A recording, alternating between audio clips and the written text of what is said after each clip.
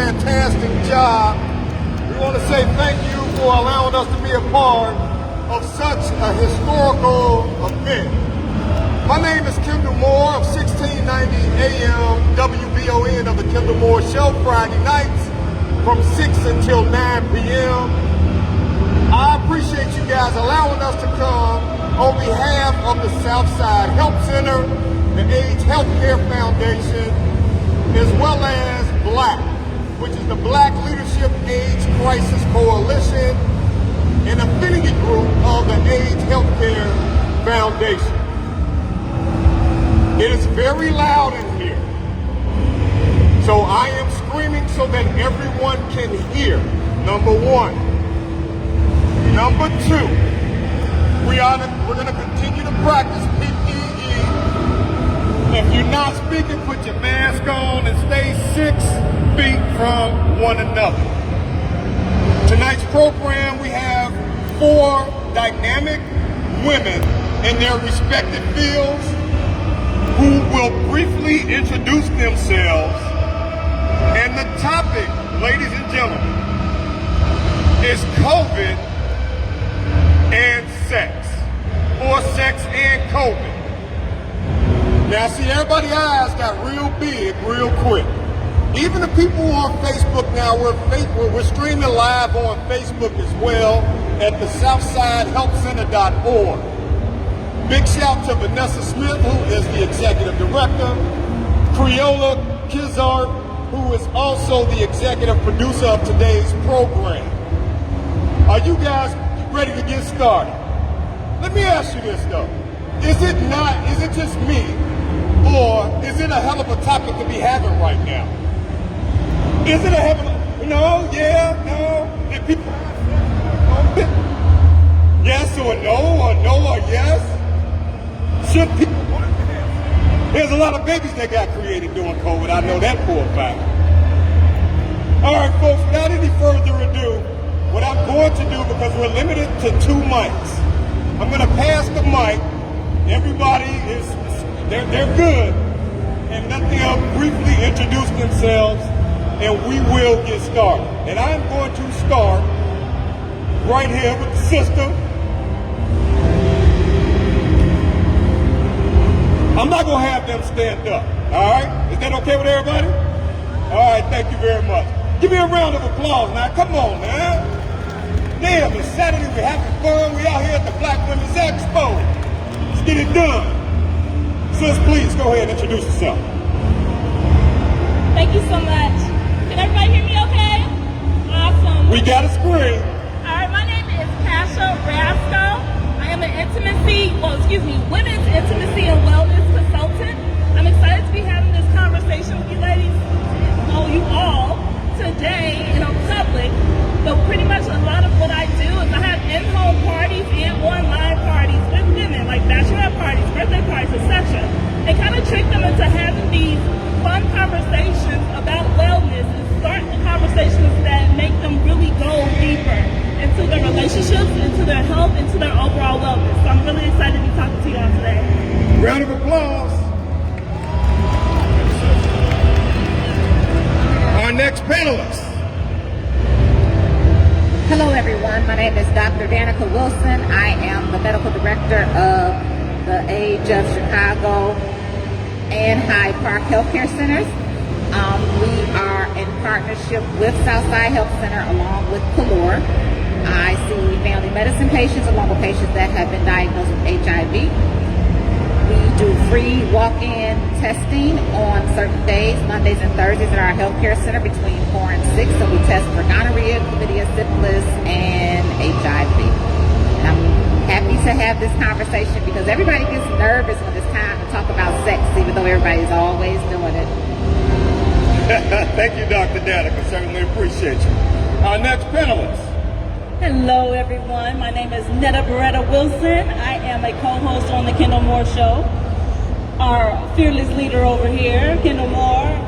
Make sure you're checking us out every Friday from 6 to 9 p.m. But I'm also the project manager and business manager for Pack Leaders LLC. We are a commercial general contractor here in the city of Chicago. And I love talking about relational issues. Let's talk about it. Everything that has to do with sex and relationships is so taboo. We need to demystify it, and we need to be honest with each other so we can come up with some real solutions to problems and challenges that everyone has every single day. So thanks guys for joining us. Thank you very much for being here, Beretta. And last but certainly not least, our next panelist. Hi, thank you, Kendall. My name is Sierra Norris. I'm the founder and CEO of my own law firm, HBIC. We do criminal defense, civil rights, and personal injury.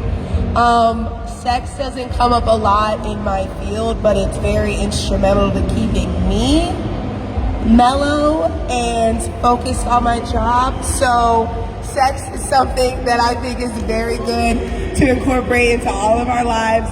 Mental health, we're human beings, and I don't think it should be such a taboo topic. So, all right, well, thank you. A round of applause for our panelists here this evening. Again, ladies and gentlemen, we appreciate you all being a part of the Black Women's Expo. On behalf of the Southside Help Center, the AIDS Healthcare Foundation, the Black Leadership AIDS Crisis Coalition, tonight's program, we're focusing on sex during COVID. Big shout, Vanessa Smith, the Executive Director. Also, the Executive Producer, Creola Kizart, she's in the building. And we appreciate all of you guys for being here and participating in tonight's program. So we're gonna get started. We're limited to 2 mics. Don't be scared to ask any question. I'm looking in the front row right now, and everybody got, this is the interesting thing about it. You can tell a person's body language. First of all, the people who sit all the way in the back, they really got the questions to ask. So I see the brother in the orange. I ain't gonna even, and you got the velvet. What is that, velvet? You like my boy Westside Will. You know what I'm saying? But don't worry about it. But the guys in the front with the hands crossed, do not be afraid to ask the question. So I will start with Dr. Danica Wilson, because she's an MD. Dr. Wilson, I want to begin with you. Sex during COVID. Should people be having sex at all? Yes. All right. Don't give me no one-word answer. Okay. Sis. Come on. So should people be having sex? Sex is human nature. We were made to have sex. Sex is a stress reliever. And as somebody said, it's part of your wellness. And it's how we bring forth life. So sex during COVID is a different question. In my opinion, in regards to health, we really should not have been hanging out with anybody who was not in your household. But let's just say, for instance, if you had a partner and that partner lived by themselves and you lived by yourself, and then you guys had this talk about how you were being out and about and being exposed, then that would probably be okay. But if we're just having a lot of casual sex with random partners, that probably is not okay. And to flip it to the STD part, just as we ask people about their status, about whether they've been tested, it's the same thing. Are we asking, have people been vaccinated, or have they been exposed? I mean, because even during COVID, I've been out, somebody been all over my face at the bar, and I'm like, have you been vaccinated? I'm gonna need you to step back. Right, that part. Right. So even with that, now especially because Chicago is back open, most of the United States were back open. We're currently dealing with the Delta variant right now, and we're talking about sex during COVID. Is it a good idea to do the hookup type thing? No, not the hookup type thing. All right, talk to us. Not the hookup. Please expound. I mean, everybody always has that one partner they can call on, that they keep in their back pocket, Sure. So that partner may be somebody that you're comfortable with, but to just be doing random hookups, meeting folks online, because at that point in time, we know it's just about sex. So nobody is actually talking, getting to know each other, trying to figure out, if you have something, if I don't have something, it's just sex. But we also have to understand that during COVID, everybody was kind of bottled up, so the energy is high, and if we're talking about safe sex, I mean, people hadn't been having sex, so the safe part of it probably will be ruled out. And then most of the times, now that we're all happy and excited to be out, a lot of us are drinking, smoking, doing drugs. So then that also, while we're inebriated, decreases how, receptive we are and how many questions that we're going to ask. And then, of course, people think you have to look a certain way, and then everybody has different thoughts on COVID. So that's another thing, too. You have to understand if you're going to engage or if you have engaged, what that person's thought about COVID is. Some people think COVID isn't real. Understood. Thank you very much for that, Doc. Let me have that microphone. We're going around the stage. Some people do believe that COVID is not real. Of course, I do a Friday night show at 1690 AM WVON. One of my co-hosts and a really good friend of mine, attorney Sierra Norris, she has a really interesting perspective as it relates to COVID, and then we're going to throw the sex part in there as well. Attorney Norris, based off of what Dr. Danica just said, that some people don't believe in it, I want to pass the microphone to you. Why you gonna bust me out like that? Hey, sis, come on now. I believe in it. I believe in it, I guess. I just think that it's very politicized. I think there's a lot of fear tactics around it. I think that there's a lot of information that we don't know about it. I think that there's a lot of pressure to do certain things without the support, especially in our community, to not only educate us, but then understand why some people are cautious about it. To what the doctor was saying as far as like random hookups. I mean, I had a partner during COVID, so I'm not saying I was randomly hooking up, but I'm also very open and very fluid. And so, but what do we know about COVID? Like, we were going to a grocery store, we were going in Ubers, we were going to McDonald's, and if this is an airborne virus, exactly how much exposure do you need to catch it? So I think COVID was a mental health crisis too. And so I think that we have to be kind to one another about how people coped. And there was a lot of isolation and loneliness during COVID, and a lot of people filled that void with one-off encounters. It's like a shot, like it's it gives them that, that endorphins that they need, that intimacy that they need. So I understand not randomly hooking up, but I also understand that as human beings, there's a need for us to connect, and our country was flipped on its head. And sex and intimacy is something as human beings that we need. And so I think we just have to support everyone's decision, be safe, mask up, and understand the consequences of whatever you're doing, but you're grown at the end of the day. I certainly appreciate that response. Thank you very much. Walking the mic down to Sister Portia. Sister Portia, we want to get your input. Passion. Pastor, we want to get your input on sex and COVID-19. Comprehensively, what is your view on that? So, as an intimacy and wellness consultant, I've had a different view. So, I've had a different view. So, a majority of my clientele was contacting me for different products to enhance their sexual experiences, either with their partners for the night, or with themselves. So, in my point of view, a lot of more sex was happening during COVID-19, okay? Thinking about it a couple of different ways.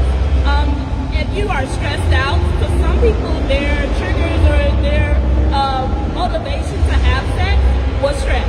So a lot of people are stressed out and just ready to get it on.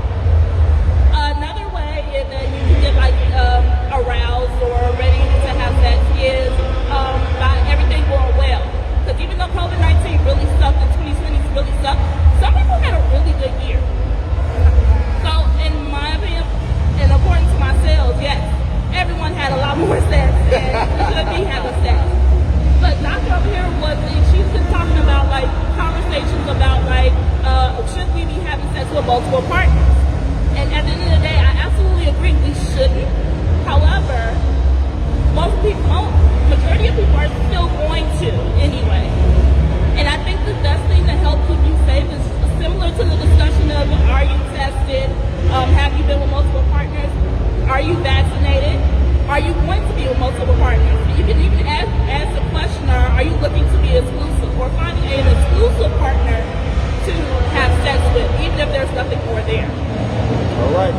very much for that. So I want to take the mic over to Netta Beretta. Netta, in that same breath, and I want to expound on this, right? Don't raise your hands, but I want to ask this question. Even during COVID, for those of us or you who did have multiple partners, would you chance it? Don't raise your hands. I'm just asking, and I want you to think about that. Netta Beretta, I want to come to you as an entrepreneur, as a single woman doing your thing, business person. Could you answer that for the crowd? Well, if you want to know about multiple partners, I am the wrong person to ask. That is not my MO. But I think that everyone should be more cautious, because how you do anything is how you do everything. And I've noticed how careless people have been with this virus. You have to at least consider the possibility that they are that careless with their sexual health. This is something that you cannot see, you cannot taste, you cannot feel. You do not know who has it. And you're walking around here like it doesn't exist. Now, I am one of the ones who has been pretty skeptical about the way our government has handled COVID-19. I think that they made it seem like it was so bad in the beginning, but their actions didn't reflect what they were saying. I don't like how it was politicized. I don't like how it was commercialized. But I'm not a scientist, and my eyes are not a microscope. So I have been protecting myself the same way we should be doing when it comes to our sexual encounters. And I just do not believe that people are practicing safe sex as much as we like to think that they do, based on the way that they have handled themselves during this pandemic. I certainly appreciate that. Would you guys agree or disagree? Come on, help me with this. Yay, no? All right, so we've heard from each panelist at this point. I'm going to delve a little bit deeper. I'm going to go back to Dr. Danica and ask this very simple question. Because of COVID, and we've had to be with ourselves, by ourselves, and if we're single and or married, we still are by ourselves. Intimacy with yourself during COVID. Doc, do you think there was an uptick with that? And if so, why? Do I think that it was an uptick? Probably. I don't have any stats or anything. No data. Okay, to support it. To support it. But the one issue is that for those individuals who do participate in sex with themselves or masturbation, if you do it so much, then when it does come time to get back with your partner, it's not going to be as enjoyable or pleasurable, because you've been pleasing yourself, and sometimes that partner may not be able to get you to the height that you can yourself. Gotcha. So, probably so, but it still does not neglect that still sex was still going on. So I think, let's just say you mentioned about people being married. So let's just say if somebody's married or they have a partner or they live with their partner, I would probably say those people also still pleasure themselves more than they probably would, just due to the fact that when you're enclosed, as somebody else said, we need to get away from whoever we are with. So those people who were living together, that are partners together, they got tired of each other, because you are always with that person and you can't get away from them. So, if you have an argument, you can't just leave and go to the bar. So, I'm not going to have sex with you tonight, but I'm going to have some sex. Ain't nothing wrong with it. We grown on this stage. We are grown on this stage. Doc, don't pass the mic yet. I got a follow-up question. Okay. What about same-sex partners? Women who pleasure themselves and they use the same device, can they pass COVID to one another through their vaginas? Yeah. I don't know. I'm just asking for the crowd.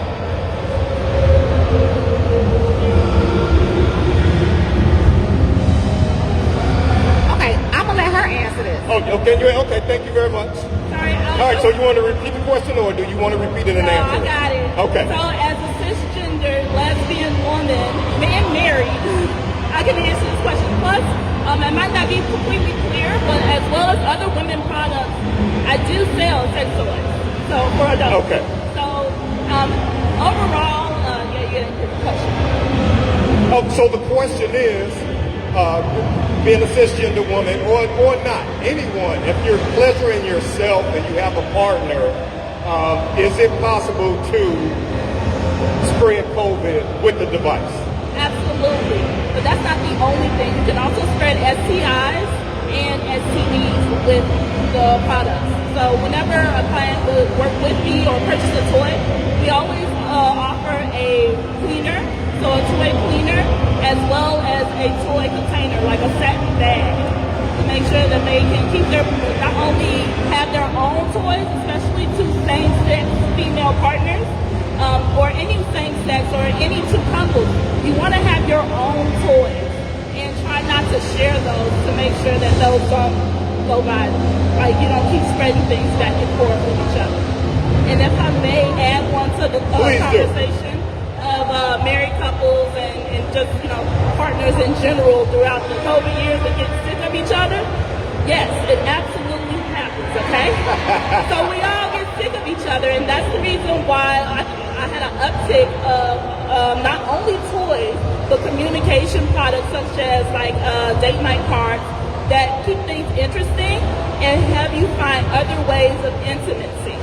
Cooking together, painting together, dancing. Like the DJs were hot last year, especially when we first went on lockdown on live, right? Yeah, oh yeah, absolutely. Yeah, dancing with each other Good to job. DJs and things of that. So other forms of intimacy. And as well as the conversation about toys, playing with yourself, as well as playing with, well, not playing with your, having a different sensation of playing with yourself and masturbating, or having sex with a partner. While I do agree that it's a completely different sensation, I think it should be an addition, especially if you're alone, if you're single. I think it should be an addition because you can kind of tell what you like, and then let your partner know what you like. But I don't think you should not do one or the other because it might be different. It just adds on to your toolbox of intimacy. Yeah, go ahead. Okay, so I'm going to add to what And I'm going to ask the panelists to speak up a little bit because the music is just, and I have a very loud voice, so I'm asking you to exaggerate your voice just a little bit for me. Okay. Thank you. You're welcome. Perfect. All right. So to add to what she was saying about, COVID, or to your question, it's hard to just have sex with a toy without being in each other's space. So in regards to your question, I mean, any type of intimacy, you are going to be exposed to COVID if that person has COVID. So you can't just necessarily say to the toy, but does that make sense? It makes perfectly good sense. Right, Because the toy ain't going to talk back. Right, but I mean, I'm not going to have a toy and not be all in your face either. That part. So it's more so about the intimacy that goes along with the toy, not necessarily the toy. Very good. You bring up, I don't mean to cut you off. Go ahead. But No, you I'm done. sparked the question. Let me pass this along. Speaking of which, multiple partners. So the people who were promiscuous before COVID, did you still have multiple partners? And I'm not asking Netta or Sierra that question, but the reality of it is I think people may have. Is that a good idea? Attorney Norris, you deal in law, etc. Is that a good idea in your opinion? I don't know. I think that my definition of multiple partners might be different. I mean, Please expound. I had a girlfriend and boyfriend during COVID, so I wasn't out here promiscuous, but I had multiple partners. I'm fluid, and I like sex, and so I think as long as people are having conversations and they're protecting one another, I think it's love and intimacy, and sex is one of the best parts of being a human being. So I like men, I like women, I like sex, I like safety. So I have, conversations. I'm a communicator, I'm a lawyer, so that's not something that's hard for me. But I think that whatever your pleasure is, whatever you want to do, as long as you're communicating and giving people the choice to participate, then that's all you're really obligated to do for your next human being. Like, if you're out there with multiple partners and you hook up with somebody that has multiple partners, is it fair to the rest of the world? I guess not. There's a lot of ethical things. There's a lot of things that aren't fair surrounding COVID. But as long as those two people who are grown are having real live conversations with one another about the risks and about the exposure, then, you know, I think communication and honesty is at the forefront of the conversation in regards to sex and COVID. Thank you very much for your openness. Absolutely. And then we're going to come back to Dr. Dana. Go ahead, I Netta. just want to piggyback on something. Netta, let's talk up because Okay. all this is going on out here. Yeah, something that Sierra said is as well as something that Dr. Wilson said about protecting your partner. I think that a lot of people, just in general, go into the world as if they're the only person in the world that exists. And you don't necessarily think about the repercussions for other people in your life. So you go out and you're having multiple partners, or you go out and you're being careless with your PPE, and then you come back home. You didn't give those people a choice whether or not they wanted COVID just because you were being reckless. You didn't give your partner a choice whether or not they wanted an STI just because you were being promiscuous. So I think we need to make sure that we're putting our people that we say that we love in the front of our minds, even in our own personal actions. Thank you. We're going to pass it to Dr. Wilson. That was good. So what I am going to say is going to also piggyback off of what they said.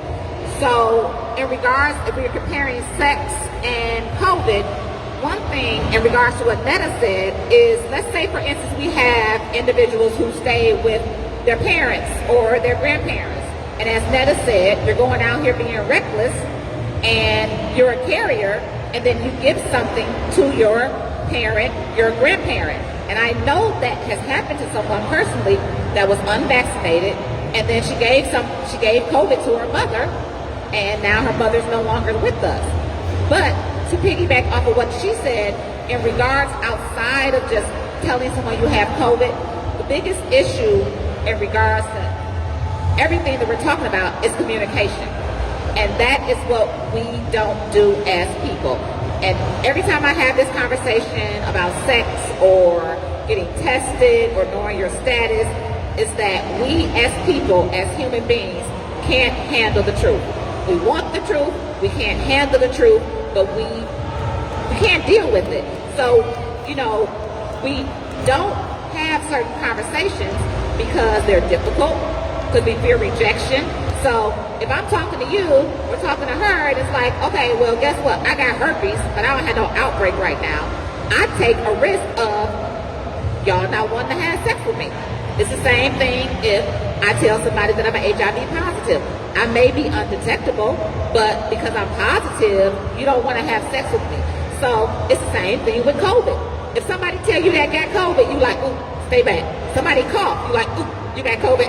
I mean, so it's communication and misconceptions and perceptions. All that goes along with everything. Certainly appreciate that. Round of applause for our panelists right now. How you guys feeling? All right, I want you guys to think about some questions that you may have, because I may not have all of the right questions to ask our panelists. All of them are experts. So while you are thinking about it, I'm going to come to you first. But while you start with this very basic question, when it comes COVID, HIV, STIs, at the end of the day, from an emotional standpoint, do we find ourselves giving ourselves to people just because we need that connection? I think that this may be a personal question, but in general, yeah. Just because you need any type of connection, that's why people put themselves at risk anyway. You know, the doctor just said that we don't like the truth. We don't like to have these conversations with each other because they're hard. And on the other side of those conversations could be rejection. So the main reason why we're even taking these risks, going out, having multiple partners, not telling them if we've traveled or if we have a cough or anything like that in order to be intimate or have sex, is mainly because we don't communicate, and mainly because we want that person-to-person communication. Even people who found themselves to be introverted were ecstatic to get outside or go have sex with somebody, then go back home. But, yeah. All right, thank you very much. Sister in the green hat, round of applause, folks. I want you guys to be interactive with us. We certainly appreciate all this knowledge that is up here.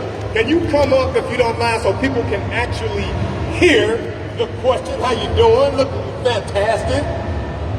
I'm really shy. Good to see you. No, I don't know if I missed this answer or not, but I do want to know, just like with HIV, what about COVID? Should we ask people, is that your private information? Should we ask that when I question? first meet you, is that my new pickup line? Are you vaccinated? Are we asking people if they got HIV? Like, hey, honey, hey, you got HIV, man? Or hey, sis, you got HIV? Okay. Is that the question now? That's Is that, hey, you got COVID? Is that the question? Is that what we're asking? Yes. Or at least, are you even vaccinated? Or are you vaccinated?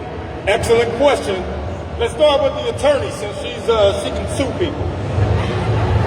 I can sue people, but I preferably like to sue corporations.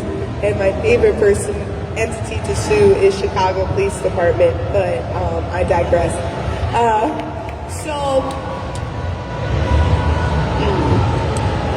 do We I ask the answer this question. I know the question. The question's very personal to me. I'm open, but there's not, I'm not going to be open about everything. And I think that that's the answer to the question. Because do you have HIV or do you have herpes or what's your status is not a pickup line. We should be giving ourselves the opportunity to put yourself first. Everybody comes with something. Everybody comes with a contingency. But if you put labels on yourself like, oh, this is what I am, you don't give someone the opportunity of seeing who you are and giving them a reason to take that risk with you. With COVID, I think that the vaccination question is tricky because there's people dying who have the vaccination. So, it's all about communication and personal preference. If you don't want to have sex with someone who's not vaccinated, then you're owed the truth to that question. If you don't mind someone's vaccination status, then you don't need to ask. But I think it has to be personal. There's a lot of people that are very serious about the vaccination and don't want to interact on that level with someone who doesn't have the vaccine. So I don't think it's a pickup line, but I definitely think it's a new conversation that we now have to participate in when we're dealing with our fellow human beings, especially in the context of sex and intimacy. All right, very well answered. Thank you very much for that, attorney. Can you pass it to Netta for me? Netta, I want to ask you in a similar vein, we're open now, right? The city of Chicago is open. Everybody across the country, we're open. You got to show your vaccination card. Some people line. We got pharmacists selling cards, etc. So even if you are at the bar and a person lies, you still are risking that. My question, Netta, how do you handle that? And I know it sounds like a very personal question, but comprehensively, how should people? I can answer it comprehensively and personally because I feel like those are one and the same. When it comes to sexual encounters, intimate encounters, we are too lax. We are too nonchalant and apathetic about who we let in our personal space, period, point blank. Whether it's sexual or otherwise, everybody doesn't deserve or warrant a personal relationship with you. So, if you are feeling like you want a one-night stand, I'm not judging you. you have to understand the repercussions and the possibilities that come with that, right? But just generally speaking, you should be taking time to get to know a person before you decide to be intimate with them. Before you decide to say that's your bestie, before you decide to say that's your business partner, before you decide to let them in your personal space, before you decide to even tell them your whole name. Like, everybody doesn't need to know you like that. So if you meet someone at the bar, they might not be honest. Everybody you meet is giving you their representative when you first meet them. They take some time to get to know the real person. So we have to be careful, we have to use discernment, and we have to pause and just figure out a person's philosophy, because behaviors are creating patterns. I don't care what they say, there's a pattern somewhere in there. So if you just give yourself a little bit of time, you'll be able to figure out how they feel about COVID, about sex, about you, about anything in life. Just give it a moment. Don't be so quick to act. I know we all have been deprived of intimacy, right? Just take a moment. Pause. All right. So, folks, we have to get ready to wrap this session up. We're going to end it with the doc. Doc, real quick, we got 1 minute. Okay, so I was going to say, when we talk about the question that you just asked, it's levels to it. So we have to also think about when we're engaging in conversation or sexual activity with somebody, what we're going for. So if I'm wanting a one-night stand, I may not care who you are, what you do, it's just all about the sex. But if I'm trying to interact with you for a personal relationship or an intimate relationship to possibly have this go further, then some of that stuff does matter. So it also depends on what you're looking for at that point in time. But I also want to say that one thing I explain to a lot of my patients, especially when they're newly diagnosed, is what Netta said, is that just because you're HIV positive doesn't mean that you have to go and tell everybody you're HIV positive. Just because I kissed you don't mean that you need to know that I'm HIV positive. So that is your personal information until that person deserves to know. So, and with COVID, I mean, for me, it's different because it's a different situation. It's a different type of context. True enough, I may not die because I got HIV or gonorrhea or something, but, you know, back to what Netta said, with COVID, I may be impacting some of my loved ones because you are my personal space because you have not been vaccinated. Ladies and gentlemen, I think that's our time. Creola, our executive producer, are we wrapping this? All right, ladies and gentlemen, a round of applause for our panelists. We certainly appreciate you. Ladies, please. We are very, very indebted to you. Sorry we had such a short time. I want to thank each our panelists. Thank you. Thank you to the Southside Health Center. Thank you to the AIDS Healthcare Foundation. Thank you to the Black Leadership AIDS Crisis Coalition. Big shout. 1690 AM WVON, The Kendall Moore Show. Creola, Kizar, Vanessa Smith, the Executive Director, and Mary Green of the Black Women's Expo. Thank you. Good night.